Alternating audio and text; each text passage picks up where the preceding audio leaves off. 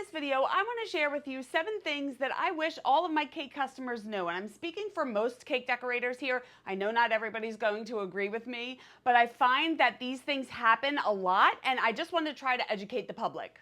So we'll start with number 1, and that is please order your custom cakes far in advance. It's very difficult for custom bakers to bake, fill, ice, and decorate a cake in a couple hours or a day or two's notice. I personally prefer to have at least 10 days notice. A lot of people like 2 weeks, but just know the more notice that you give, the more likely we will be able to make your cake. On to number 2. And that is the concept of filling in your cakes.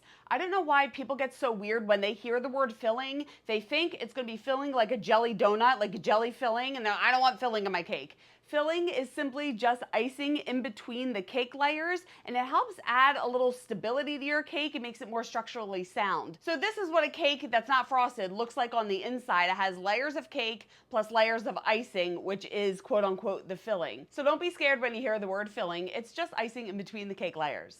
On to number 3. And this has to do with fondant on your cakes. I understand.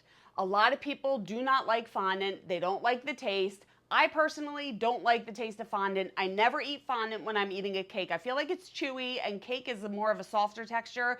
I prefer not to eat fondant. What do? I just leave it on the plate. You don't have to eat it. You can leave it on the plate just like any other garnish. And I did just make a video about this, a little tongue-in-cheek video, because people get so weird about having fondant on their cakes when you can just easily remove the pieces of fondant before you cut it or just eat around it. So don't be scared of fondant. It makes your cakes look really pretty. The 4th thing I wish that my cake customers knew is when you are ordering cakes, most people think the number of tiers is what increases the price. So people will frequently come to me and ask for a 2-tier cake to feed 100 people, and that's gonna look stupid. If I make a 2-tier cake to feed 100 people, it's gonna be like a 14-inch on a 16-inch, and it's wide and it's short and it just looks a little weird. And not to mention the dimensions are all off. So this is a normal size cake topper. If I put this cake topper on top of this cake, it's gonna look weird. There's all this extra space in here. So if you need a cake to feed 100 people, I would recommend going with something at least 3 or 4 tiers, which is gonna make it narrow and a little taller, and it's gonna be a lot more visually appealing. And not for nothing, making really big cakes, it takes a lot longer. It's just a process. When they get to be too big, you're using so much batter, so much icing, they're heavy, they're awkward, and it's just a lot easier to work with smaller tiers. I personally would charge the same amount for a 3 or 4 tier cake to feed 100 versus a 2-tier cake to feed 100, because I'm throwing an annoyance fee in there, because I'm annoyed that this cake is so big and heavy and weird and wonky. So it's gonna be the same price anyway. Now, you're ordering the cake, you can do whatever you want, but this is just my professional opinion, trying to help you out when you're making a decision. The 5th thing that I would like my cake customers to know is regarding dummy cakes. So a lot of people want the look of a tiered cake, but don't need all of those servings, and would want to replace one of the tiers with a dummy tier, thinking that it's going to save you a lot of money.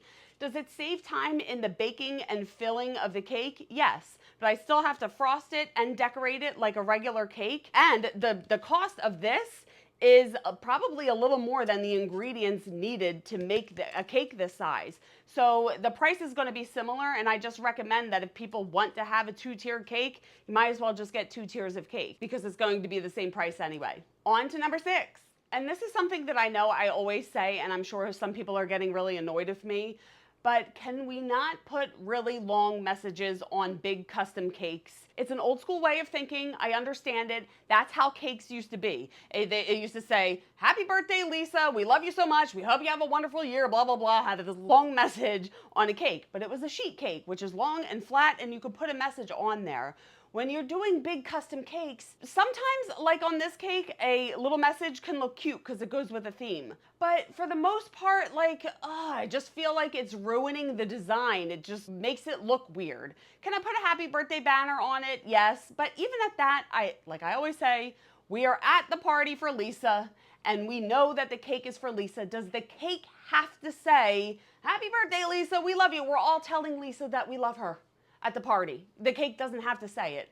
And sometimes, the reason I say this is sometimes people want to put things on a cake and it just ruins the entire design. And again, this is just me sharing my professional opinion, and I know that is subjective, so you can order whatever you want, but I'm just trying to let you guys know what I feel looks best. On to the seventh and final thing I wish all of my cake customers knew. And that has to deal with driving with your cake. I sent out a whole information sheet to all of my customers letting them know how to drive with Kakes. You need to have a flat surface. You need to have air conditioning that can reach the cake if it's hot out. You need to have a place for the cake to go. You don't know how many times people come over here, there's no room for the cake, they want to put it on the seat. The seat has a slant to it. So if you try to put a cake on the seat, it's going to lean. You want your cake to be level. You need a clean place for it to go. You need the air conditioning on. People come and pick up the cakes with the windows rolled down. It's all hot and humid. They don't have air on in the car. They don't have a place for the cake to go, and it is really stressful. So before you order a custom cake, make sure you have a place in your car clean and ready for you to pick it up. And if not, there's always delivery. So there's my list of 7 things I wish my cake customers knew about. What did I miss on this list? I would love to know. Leave it in the comments below.